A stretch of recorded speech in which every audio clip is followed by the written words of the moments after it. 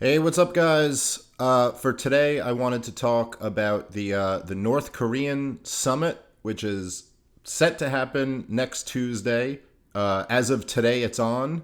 Who knows what'll be the case tomorrow? You never do know when you're dealing with Kim Jong Un and Donald Trump. So anything could happen, but it looks like it's going to happen as of now, which is a pretty big deal. Donald Trump's been bragging about this for a while, and everybody in the anti-Trump media has been bashing him. If you Google North Korean summit right now, I think the first thing or the second thing that'll pop up will be, Donald Trump says he doesn't need any preparation for the North Korean summit, and it's like any attempt to try to make him look bad. That's what the mainstream media is going with these days, and Donald Trump makes it fairly easy to make him look bad at times, but in this case, it's pretty hard to take that angle. I mean, look, I was one of the people who was pretty concerned with the way Donald Trump was tweeting at Kim Jong Un last year. But if he's actually pulling this off, and he's somewhat instrumental in talking to these guys and calming down tensions, hard to look at that as anything other than a good thing. Anyway, so it looks like it's going to happen. This is Donald Trump's comment, by the way, when he said he doesn't need any preparation. This is going toward Donald Trump's the image that he promotes of himself, that he's like a master negotiator. This has been Donald Trump's.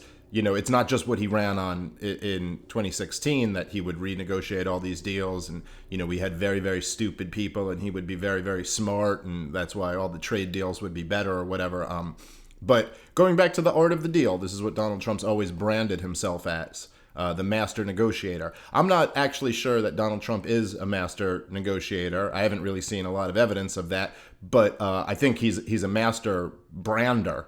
He's great at PR, and he's great at promoting himself, and that's the brand that he's promoted himself as. I would imagine that Donald Trump is probably a better negotiator than most politicians. And I think it's because he's had experience negotiating. And it's not the same thing negotiating in the government as it is when you're running a business. When you're negotiating and you're the CEO of a company, you are somewhat beholden to the stock owners. They have the option to sell the stock. The board can kick you out. There's lots of things that can happen to you. When you're in the government, you're negotiating with taxpayer money, and the taxpayers don't have a choice whether they can pay the money or not. They either pay it or they go to jail. So it's not the same type of negotiations. Donald Trump is bringing something different to the table, and we'll see what happens. This thing could get canceled tomorrow, or something somewhat positive could happen, or what I think is more likely is they come out of it with Kim Jong Un making some promises, and then he doesn't keep his word, and or quite possibly we don't keep our word. We're known for doing that quite a bit. See the deal we made with Muammar Gaddafi, or see the deal we made with Iran. A lot of times we don't keep our word when we make a deal. So anyway, the Trump supporters are saying that he should be a candidate for a Nobel Peace Prize if he gets North Korea to denuclearize in exchange for a security guarantee. I don't know. Me personally, I don't think anybody who presides over the empire should get a Nobel Peace Prize. I don't think anyone who you know take a look at what Donald Trump's doing in Yemen, in Syria, in Iraq, in Afghanistan, in Niger, everywhere. So no, I don't really think you should get a Nobel Peace Prize if you're conducting multiple wars. But to be fair, if he did reach some type of peace agreement with North Korea, he would deserve a Nobel Peace Prize a hell of a lot more than Obama did. Obama basically got it for giving some nice speeches. So if you're grading him on the Obama curve, then I guess there is an argument there. Anyway, I think the thing that people are missing in this whole thing, or the conversation that we should be having, what we should look for in these negotiations with North Korea is not what's being talked about. And my biggest concern with North Korea, I mean, don't get me wrong, they're a horrible government. They might be the worst on the planet, the most totalitarian regime quite possibly on the planet. I mean, they're truly horrible. That has never stopped America from doing business with people before. I mean, we do business with the Saudis. Besides North Korea, they might be up there with one of the worst governments on the planet. But it's all of the talk is around denuclearizing North Korea, which, to be honest, I don't really care about. I don't really care about North Korea giving up their nuclear weapons. It means nothing to me. North Korea's had nuclear weapons for a while now. There's no reason to believe they're going to use them. I mean, yeah, it's kind of scary. The idea of North Korea having nukes, kind of scary. But, they could nuke Seoul at any time. And that's been true for a while now. And they don't. Probably because, like everybody else, they have an instinct for self-preservation, and they know that if they did launch off a nuke, there would probably be about 50 nukes dropped on them right afterward. Their government would be overthrown, and it would be the end of North Korea as we know it. So, seems like they're motivated by pretty much the same thing that all human beings are motivated by, which is a desire to survive. And that's why Kim Jong-un fights to hold on to power so much. Believe me, if this guy wasn't motivated to survive, he would have been overthrown a long time ago. So I'm not that concerned about them having nukes. What I'm much more concerned about are the people in the American government who want war with North Korea. And that's not a joke, man. There's a reason why they got, thrown right after 9/11. North Korea was put on the axis of evil. It was Iraq, Iran, and North Korea, three countries who had absolutely nothing to do with 9/11. But the ones who really had absolutely nothing to do with 9/11 were the goddamn North Koreans. They weren't even kind of involved. They're not even like in the region. At least you could see where George Bush would think he could maybe convince you that that Saddam Hussein or that the Ayatollah had something to do with 9/11. But North Korea, anyway, there's a lot of people who want war with North Korea. And the thing that worries me about them being denuclearized is that's when we go to war with people. It's not a coincidence that, we've never gone to war directly with a nuclear power. And there's only one time ever that nukes have been used in war, and that was by the United States government in World War II. And ever since one other country got nukes, when the Soviets got them, nobody's ever used nuclear weapons again. So there is, nuclear weapons do have the old mutually assured destruction effect, where they kind of sometimes can prevent war.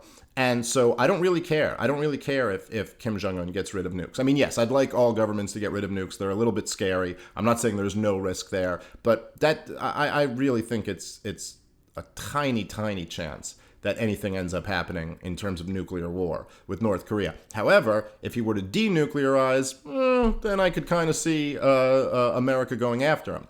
I mean, this is what happened with Muammar Gaddafi. He basically made a deal. He said, I'll get rid of all these weapons that I have. I'll end my nuclear program. I'll give up all my chemical weapons. And we were like, great, deal. Then we went in, overthrew him, and destroyed the country. What I would much rather see, instead of all this talk about, you give up your nuclear weapons and we'll give you a security guarantee, because the security guarantee is basically bullshit. I mean, who cares? The next president could come in and decide he doesn't like that deal.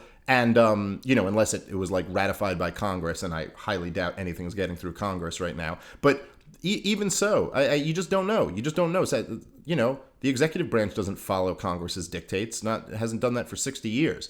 So, instead of the security guarantee, and especially, by the way, when you have people like Bolton and Pompeo and these fucking crazy war hawks in there, who knows what they're going to do. So instead of that, I think what you'd want to see is some pressure on North Korea to ease up on the treatment of their own people.